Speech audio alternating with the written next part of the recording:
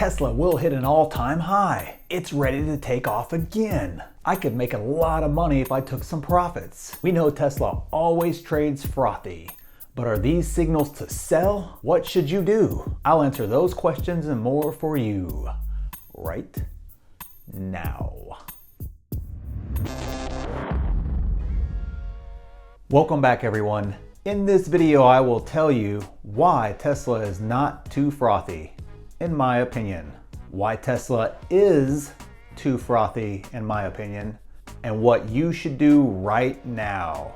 So if you want to gain real wealth and you want to learn, have some fun, and avoid videos with dudes with rent-a-girlfriends on their thumbnails, go ahead and subscribe, hit that little notifications bell, and while you're down there, go ahead and click the like button as well. Hey, I got it. I know what rented girlfriends are now. You don't have to run to the comments and tell me anymore. So with Tesla starting to ramp up production again and the US reopening, Tesla is once again looking frothy. But Tesla always seems to be frothy. So let's examine both sides of the frothy debate, and I will lay out exactly what I would do in my opinion. So let's talk about why Tesla is not too frothy. Tesla successfully navigated this pandemic better than any other automaker, and the stock has done incredibly well after the initial drop at the beginning of this illness stuff. Don't believe me? Take a look at this chart right here showing the incredible run over the past month plus. So to me, there are really three things that show why Tesla is not too frothy. All three are connected and create a scenario where Tesla may just be getting started. The first, factories reopening. Tesla and Elon push hard to reopen the Fremont factory. It is the key for them to possibly hitting their numbers for the rest of the year. Remember, Tesla did not adjust their numbers down because if they can open the Fremont factory, it will allow them to produce enough cars to meet the delivery numbers. And we all know Elon will do anything and everything to get those cars out within the 7 months left of this year. I think Tesla will get it done, and having the Fremont factory open was crucial to that. That was a huge win for the company, and it will act as a springboard on the back end of all of this stuff. Now that they have all the factories open, it's the first ingredient needed to skyrocket the stock. Now that they have the supply going again, the second ingredient that is needed for the stock to skyrocket is demand. And Tesla has that despite everything going on. I've been saying it for a while now, but I believe Tesla is robbing Peter to pay Paul. And they are the only car company in the world that can do that. Essentially, for every buyer that is backed out, canceled, or just is really uncertain and kind of wants to wait until all this is passed to kind of see what happens, there is another buyer waiting to take delivery. So where every other car maker in the world has seen demand just fall off a cliff, Tesla's demand was so big to begin with, it could just continue selling cars as fast as they could produce them. Essentially, Tesla is in the reverse situation of the other automakers. Other automakers have cars sitting everywhere. Or, to put it another way, they have way more supply than demand, even during the good times. Tesla has way more demand than supply. So during the pandemic, they are sheltered from a lot of the damage when compared to other automakers. You combine both of those ingredients successfully, and you have the potential to be essentially where you left off in February before all this illness stuff. And the final point for why Tesla is not too frothy, Tesla's average buyer is not the people being affected most by the job losses and the downturn in this economy. Of course, the average Tesla buyer has been affected, but mostly in a very small way compared to all the other people who have been really hurt by this downturn. Most of the job losses have not been in the mid to upper income bracket, which is right now where the average Tesla buyer is. The people that can afford to buy a $100,000 Model X have not been the ones suffering the job losses so far in general. So that bodes well for Tesla's demand as everything hopefully starts stabilizing. Their main customer base has weathered the storm better than most. When you combine all three of those, you can make a strong case for Tesla essentially being where it was at in March. Shows Tesla is not too frothy. It's right back where it was before the pandemic happened, which essentially means a continued march, not march to month, march like marching, to 1,000 and beyond is possible and is really not that frothy. But you all know I'm not a blind bull, and I want to give you guys an objective view and present all the information to you. Some guys like to put out crazy Tesla to $5,000 per share videos because it gets likes and all that good stuff. Now don't get me wrong, please like the video. Yeah, please do that. It triggers the algorithm and sends the video out to lots and lots of people, and it helps the channel grow. But we have built this channel on being real, so I will give you the other side of the coin to consider. Why Tesla is too frothy, in my opinion. I'll give you 3 reasons why Tesla is too frothy, in my opinion.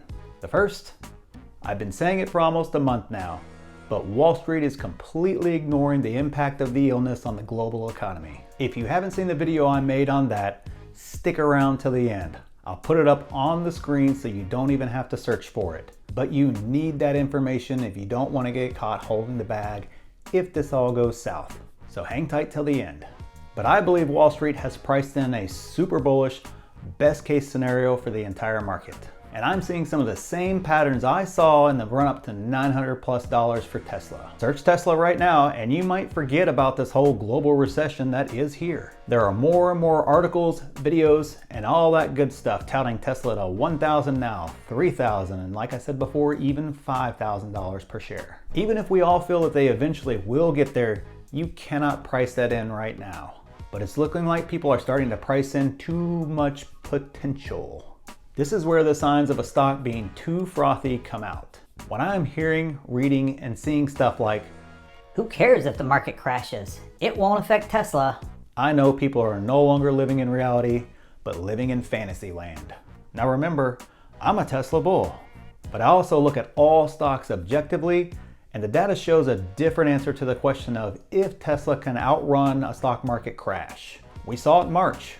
Tesla could not outrun the crash. And they actually crashed worse than the rest of the market. Absolutely, they rebounded quickly, but they did not stay high while everything else crashed. But that's the narrative that's starting to get pushed out there, is that it doesn't matter what happens with the rest of the market, Tesla is just different. But just 2 months ago, Tesla crashed too, and dramatically more when compared to the overall market. And now they have run up again, just like the rest of the market has run up, except even frothier. So I think it is reasonable to assume that whether we like it or not, Tesla is somewhat tied to the overall market. So if the market were to enter into another market reset, Tesla could be in for a ride down. The second, you all failing to subscribe to my channel and hitting the like button. Okay, fine. That makes me frothier, but doesn't have anything to do with Tesla. Sorry. But there is a rumor going around about me and Elon partnering on something together, so, just float that out there, float it. The real second reason is that Tesla is trading near all-time highs, but the reason why does not correlate with its price. Tesla hit its all-time high in February. What was going on in February, you might ask? The economy was humming along. Tesla was firing on all cylinders. People were spending money freely. There was no doubt in my mind it was frothy back then, but at least there was economic data to support the run. And the company itself was reporting more sales, more output, and more growth. Once the illness kicked into high gear and the world basically shut down, that had a huge impact on Tesla too. Second quarter numbers will not be revealed until July 22nd.